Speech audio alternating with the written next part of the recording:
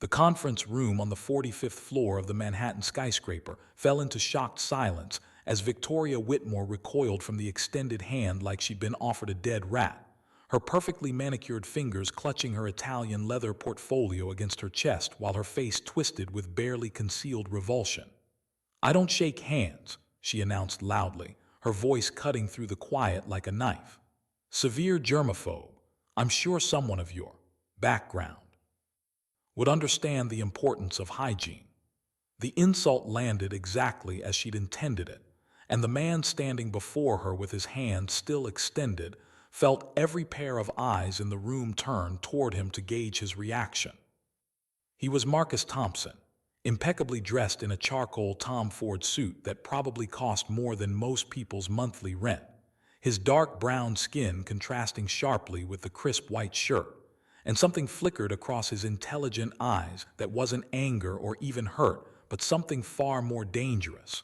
The cold calculation of someone who just watched his opponent make a fatal mistake. What made the moment even more grotesque was that Victoria had just spent the previous 10 minutes warmly shaking hands with every other person in the room. 12 white executives and attorneys who'd watched her greet them with smiles and firm handshakes before she turned to Marcus and suddenly discovered her supposed germ phobia. Marcus slowly lowered his hand, and a slight smile played at the corners of his mouth, the kind of smile a chess master might give when their opponent had just sacrificed their queen without realizing it. "Of course, Ms. Whitmore," he said quietly, his voice smooth as silk and twice as dangerous. "I completely understand." What Victoria Whitmore didn't know, what her arrogance and prejudice had completely blinded her to seeing, was that her refusal to shake Marcus Thompson's hand was about to cost her company $900 million, destroy her career, bankrupt her business, and transform her from a celebrated CEO into a cautionary tale about how quickly racism could burn your entire world to the ground. Victoria settled into the leather chair at the head of the conference table with the confidence of someone who'd never faced real consequences for anything in her entire privileged life, smoothing her St. John knit suit and arranging her papers with deliberate precision, while making a point of not looking in Marcus's direction. She pulled hand sanitizer from her bag and made a show of cleaning her hands, a performance meant to justify her earlier slight, never noticing how the other people in the room exchanged uncomfortable glances or how Marcus's assistant was quietly recording the meeting on her phone, per his standard practice of documenting all business negotiations. This was supposed to be the most important day of Victoria's professional life, the culmination of 8 months of negotiations that would save Whitmore Technologies from the bankruptcy that had been creeping closer with each disastrous quarterly earnings report. Her company, once a darling of the Silicon Valley tech scene, had been hemorrhaging money for 3 years straight after a series of catastrophic product launches, a massive data breach that had cost them 70% of their enterprise clients, and mounting lawsuits from former employees alleging discrimination and hostile work environment. Victoria had burned through $600 million in investor capital. Her stock price had collapsed from $82 per share to $3.40, and her board of directors had given her an ultimatum: find a white knight to acquire the company or prepare for liquidation. Enter Apex Venture Holdings, a mysterious investment group that had appeared seemingly out of nowhere with an offer that looked too good to be true. A full acquisition of Whitmore Technologies for $900 million, installation of Victoria as CEO with a guaranteed 10-year contract at $12 million annually, retention of all current employees with improved benefits, and an immediate capital injection of $200 million to stabilize operations and fund new development. Victoria's attorneys had done their due diligence on Apex and found a company with impeccable credentials, a portfolio of successful tech acquisitions, and deep pockets backed by a consortium of investors that included several sovereign wealth funds and family offices. What they hadn't told Victoria, or perhaps what she'd simply ignored because it didn't fit her worldview, was that Apex Venture Holdings was founded and controlled by Marcus Thompson, a black entrepreneur who'd built his fortune from nothing and who had very specific criteria about the companies he chose to save and the leaders he chose to work with. Today's meeting was supposed to be a formality, a final walkthrough of the merger documents before signatures and wire transfers and champagne toasts. But Victoria had just turned it into something very different with her refusal to extend basic human courtesy to the one man who held her company's fate in his hands. Marcus sat quietly at the opposite end of the conference table, his expression neutral and professional as Victoria's lead attorney began walking through the acquisition documents page by page, explaining terms and conditions that everyone in the room had already reviewed a dozen times. He took notes on his iPad Pro, occasionally asking a clarifying question or requesting a specific clause be read aloud, and to anyone not paying close attention, he seemed like just another participant in a routine business transaction. But Victoria was paying attention now, irritated by his presence and confused about why someone she'd assumed was a junior associate or maybe an assistant was asking questions that suggested actual authority. She leaned toward her own attorney, a senior partner at a white shoe law firm who'd been representing Whitmore Technology since its founding, and whispered in a voice she clearly thought was quiet but which carried perfectly in the acoustically designed room. "Why is he even here? I thought this meeting was for principals and decision makers only. When did Apex start bringing support staff to executive sessions?" Her attorney's face went absolutely white, and he placed a hand on her arm in warning, but Victoria shook him off, annoyed by his reaction and emboldened by her assumption that she was about to become very rich and therefore untouchable. Marcus looked up from his iPad and locked eyes with Victoria for the first time since her refused handshake, and the temperature in the room seemed to drop 20 degrees as he set down his stylus with deliberate care. "I'm here, Ms. Whitmore, because I am the principal," he said, his voice still quiet but now carrying an edge that made several people shift uncomfortably in their chairs. "I'm the founder and sole managing partner of Apex Venture Holdings. I'm the person who decides whether we proceed with this acquisition or whether we walk away and let your company collapse into bankruptcy within the next 60 days, which according to your own financial projections is exactly how long you have before you can't make payroll." He pulled up something on his iPad and turned it so the screen faced Victoria. "I'm also the person who spent the last 3 months conducting cultural due diligence on Whitmore Technologies, and what I've found is deeply concerning." The screen showed a spreadsheet with dates, names, and settlement amounts, and Victoria recognized it with sinking horror as a summary of the discrimination lawsuits her company had quietly settled over the past 5 years. Information that was supposed to be sealed under non-disclosure agreements and confidential settlement terms. Victoria felt sweat beginning to form under her designer suit as Marcus continued speaking, his tone conversational but his words devastating. 17 separate discrimination complaints filed with the EEOC over 5 years, 12 of them specifically alleging racial discrimination in hiring, promotion, and termination decisions, he said, reading from his screen.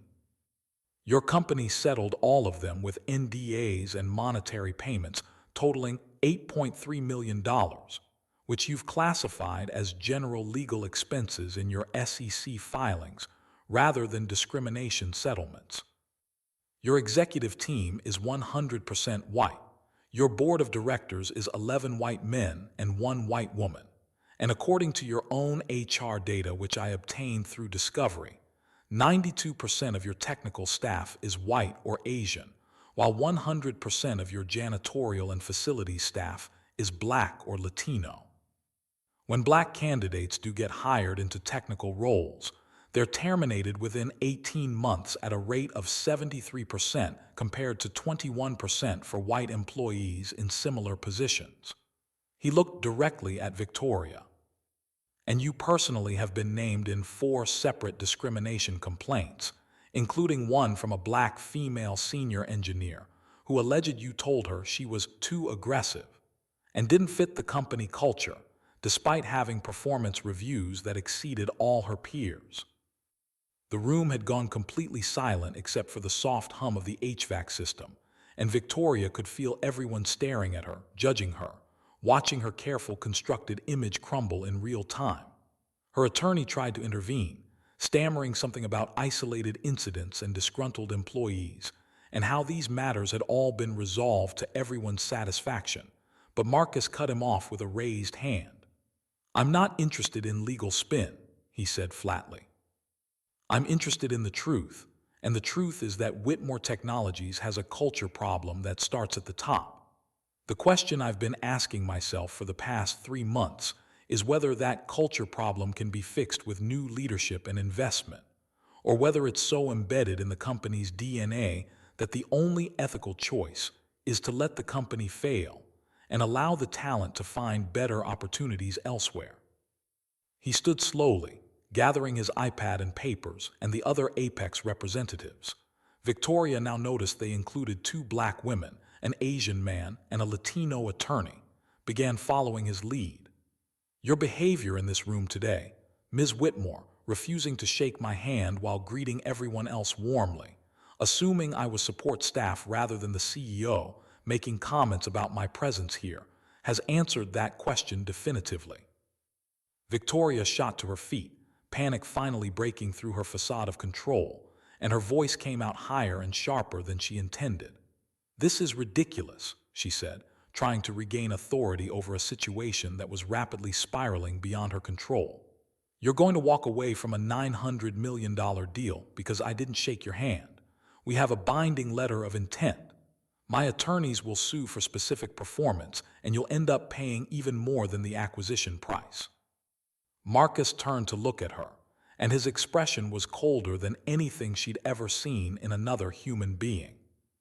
"Actually, Ms. Whitmore, if you bothered to read the documents your attorney prepared instead of just assuming this meeting was a formality, you'd know that paragraph 17 subsection C of our letter of intent explicitly states that Apex reserves the right to terminate negotiations prior to final closing for any reason including, and I quote, discovery of material information regarding company culture, leadership character, or ethical issues that conflict with Apex's values and investment thesis. Your behavior today, combined with the pattern of discrimination I've documented, absolutely qualifies." He paused at the door, and his next words would echo in Victoria's mind for years to come. "That handshake you refused to give me would have made you wealthy beyond your already considerable means and saved your company from bankruptcy. Instead, your racism just cost you everything you've spent 20 years building, and by this time tomorrow, Whitmore Technologies will be finished." The Apex team filed out of the conference room in absolute silence, leaving Victoria standing at the head of the table with her attorneys and executives staring at her in horror and disbelief. For a long moment nobody spoke, and then her CFO, a nervous man named Robert Chen who'd been with the company since the beginning, found his voice. "Victoria, what the hell just happened?" he asked, his tone somewhere between shock and fury. "Did you just blow up a $900 million acquisition because you couldn't shake a black man's hand?" Victoria wanted to defend herself, wanted to explain that it wasn't about race, that she really was concerned about germs, but the lie sounded hollow even in her own mind, and she knew that everyone in this room had watched her shake 12 other hands without hesitation. Her lead attorney was already on his phone, probably calling the senior partners at his firm to explain how their biggest client had just self-destructed, and the other executives were gathering their materials with the stunned expressions of people who just watched a car crash in slow motion. Victoria's personal assistant appeared at the door, her face ashen. "Ms. Whitmore, you need to see this," she said, holding up her phone to show a Twitter feed that was already exploding with a hashtag, Whitmore Racism. Someone from the Apex team, or maybe someone from her own team who'd been recording, had already leaked what had happened in the meeting, and social media was doing what social media does best, turning a private moment of discrimination into a very public reckoning. The tweets were brutal, sharing the story of how Victoria Whitmore had refused to shake a black CEO's hand, had assumed he was an assistant, had made comments about his presence, and had blown up a $900 million deal through her own racism. Several tweets included photos of Marcus Thompson, with captions explaining that he was one of the most successful black entrepreneurs in America, a billionaire who'd built his fortune from nothing, a major philanthropist and advocate for diversity in tech. Others included screenshots of Glassdoor reviews from former Whitmore Technologies employees, predominantly people of color sharing stories of discrimination, microaggressions, and hostile work environment. The hashtag was trending nationally within 20 minutes, and by the time Victoria made it back to her corner office at Whitmore Technologies headquarters in Palo Alto, it had become the #1 trending topic worldwide with over 3 million tweets and climbing. Victoria collapsed into her Herman Miller chair and pulled up the news on her computer, her hands shaking as she watched her professional life disintegrate in real time. Business Insider had already posted a story. Tech CEO tanks $900 M acquisition with racist behavior in boardroom. TechCrunch followed with, Whitmore Technologies deal collapses after CEO refuses to shake black investors' hand. The Wall Street Journal was more measured but equally damning. Cultural due diligence kills major tech acquisition as Apex walks away from Whitmore deal. Her email inbox was exploding with messages from board members demanding emergency meetings, from investors asking if the company was about to fold, from remaining enterprise clients inquiring about contract terms and exit clauses. Her personal phone was ringing nonstop with calls from reporters requesting comment, from former colleagues distancing themselves, from her mother in Greenwich asking if the terrible things being said online were true. Victoria ignored all of it and instead pulled up Marcus Thompson's Wikipedia page, finally doing the research she should have done months ago when Apex first approached her company. Marcus Thompson, she read, was 46 years old and had grown up in the South Side of Chicago, raised by a single mother who'd worked 3 jobs to keep them housed and fed. He'd been a math prodigy who'd earned a full scholarship to MIT, graduating with a degree in computer science and a minor in business at age 20. His first job had been at a major tech company in Silicon Valley, one of the few black engineers in a company of thousands, and he'd spent 7 years there creating innovative algorithms and software that had generated hundreds of millions in revenue for his employer.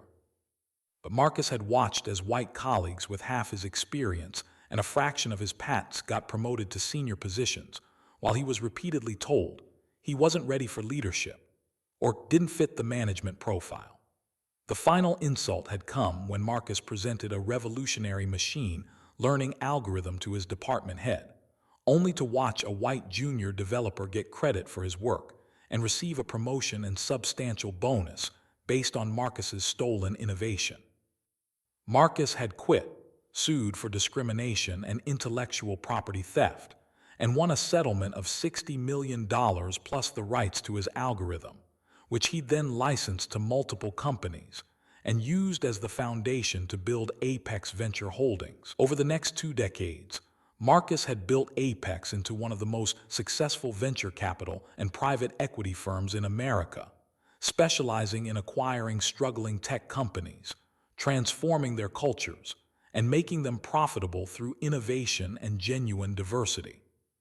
His track record was extraordinary. 23 acquisitions over 15 years, all of them turned profitable within 3 years, all of them transformed from predominantly white companies into diverse workplaces that consistently ranked on best places to work lists. Marcus had become a billionaire several times over, with a personal net worth estimated at $4.7 billion. But he'd also become known as someone who would walk away from profitable deals if they meant partnering with people or companies whose values contradicted his own. There were stories of Marcus terminating negotiations worth hundreds of millions because of discriminatory behavior, of him publicly calling out racism in the tech industry, of him using his wealth and platform to fund initiatives that created opportunities for entrepreneurs and technologists of color. He sat on the boards of 3 Fortune 500 companies, had been appointed to 2 presidential commissions on technology and innovation, and had been profiled in every major business publication as a transformative figure in American business. And Victoria Whitmore, in her arrogance and racism, had assumed this man was an assistant not important enough to warrant basic courtesy. The emergency board meeting that night was the most brutal 3 hours of Victoria's professional life, held via video conference because several board members refused to be in the same room with her. The board chair, a venture capitalist named Douglas Pemberton, who'd been one of Victoria's earliest investors and strongest supporters, opened the meeting with barely controlled fury in his voice. "I'm going to make this very simple, Victoria," he said, his face filling the screen with an expression of absolute disgust. "You had one job today, which was to smile, shake hands, and sign the paperwork that would have saved this company and made all of us whole on our investments. Instead, you let your personal racism destroy a $900 million acquisition, tank our stock price, and turn Whitmore Technologies into a global symbol of everything wrong with Silicon Valley's diversity problem." He pulled up a chart showing the company's stock price, which had dropped 47% since the market had closed, wiping out another $200 million in shareholder value. "We have 58 days of operating capital remaining, no prospects for additional funding, and a reputation so toxic that I've already received calls from 3 of our remaining major clients saying they're terminating their contracts due to cultural misalignment." Victoria tried to defend herself, tried to explain that the whole situation had been blown out of proportion, that she'd been set up, that Marcus Thompson had been looking for an excuse to walk away from the deal, and had manufactured this controversy to cover his own cold feet. But her arguments sounded hollow even to her own ears, especially when another board member pulled up the video that was now circulating online. Someone at the meeting, probably one of Marcus's team, had recorded the entire interaction, and the video showed everything in crystal clarity. Victoria warmly shaking hands with 12 white executives, her face changing when she turned to Marcus, her visible recoil, her loud declaration about being a germaphobe followed immediately by her comment about someone of your background understanding hygiene. The video showed her whispering about why he was even there, showed Marcus's calm revelation of his identity, showed Victoria's panicked reaction as she realized her mistake. The video had been viewed 43 million times in 8 hours, had been shared by major news outlets and celebrities, and had sparked a massive online movement calling for Victoria's resignation and a boycott of Whitmore Technologies products. The board took a vote, and it wasn't even close, 11-1 in favor of demanding Victoria's immediate resignation with no severance, no equity acceleration, and a clause requiring her to repay any bonuses received in the past 3 years, based on the argument that those bonuses had been earned through fraudulent misrepresentation of the company's culture and legal exposure. The one vote in Victoria's favor came from her longtime friend and former college roommate who served on the board, and even she prefaced her vote by saying she thought Victoria's behavior was reprehensible, but that the company should at least provide some minimal severance for 20 years of service. Victoria was given until midnight to submit her resignation letter or face a public termination, and a lawsuit seeking damages for her breach of fiduciary duty to shareholders. She signed the resignation letter at 11:47 p.m., sitting alone in her office overlooking the San Francisco Bay, watching the lights of the city that had once celebrated her as a rising star, and now saw her as a cautionary tale about how quickly success built on a foundation of privilege and discrimination could collapse. What Victoria didn't know as she cleaned out her office in the early morning hours, packing 20 years of awards and photos and mementos into boxes that would be shipped to the modest apartment she'd have to move into now that she could no longer afford her Pacific Heights mansion, was that Marcus Thompson's investigation into Whitmore Technologies had been even more thorough than what he'd revealed in the conference room. Marcus had a team of researchers who'd spent 3 months not just reviewing public records and EEOC filings, but actually interviewing former employees, particularly the people of color who'd been pushed out of the company through what Marcus recognized as classic patterns of discrimination. He'd spoken personally with 27 former Whitmore employees, listening to their stories of being hired with enthusiasm and then systematically marginalized, being excluded from important meetings and projects, having their ideas ignored when they proposed them, but implemented when white colleagues suggested the same things, being subjected to microaggressions and outright racist comments that HR had dismissed as misunderstandings or cultural differences. One woman, a brilliant black software engineer named Jasmine Morris, who'd been hired as a senior developer and terminated 18 months later for performance issues, had told Marcus through tears about the day Victoria had asked her during a team meeting if she was sure she'd gotten her degree from an actual university and not one of those online diploma mills. Marcus had documented all of it, had created a detailed report that his attorneys assured him would be admissible in any future litigation, and he'd gone into today's meeting with two possible outcomes in mind. If Victoria had demonstrated genuine commitment to change, if she'd acknowledged the company's problems and shown willingness to work with Marcus to transform the culture, he would have proceeded with the acquisition, but with significant changes to the deal terms, including Victoria's removal as CEO and installation in a reduced role with intensive oversight and mandatory training. But if Victoria revealed herself to be irredeemable, if she demonstrated that her racism was so embedded in her character that no amount of intervention could fix it, then Marcus would walk away and let the consequences fall where they may. Her refusal to shake his hand had been the test, and she'd failed it within the first 30 seconds of the meeting, confirming everything his research had suggested about who Victoria Whitmore really was beneath the polished exterior and feminist rhetoric. She used to market herself as a progressive leader. Now, 72 hours after that refused handshake, Marcus sat in his office in San Francisco's financial district, reviewing proposals for what to do with the pieces of Whitmore Technologies that would soon be available for acquisition.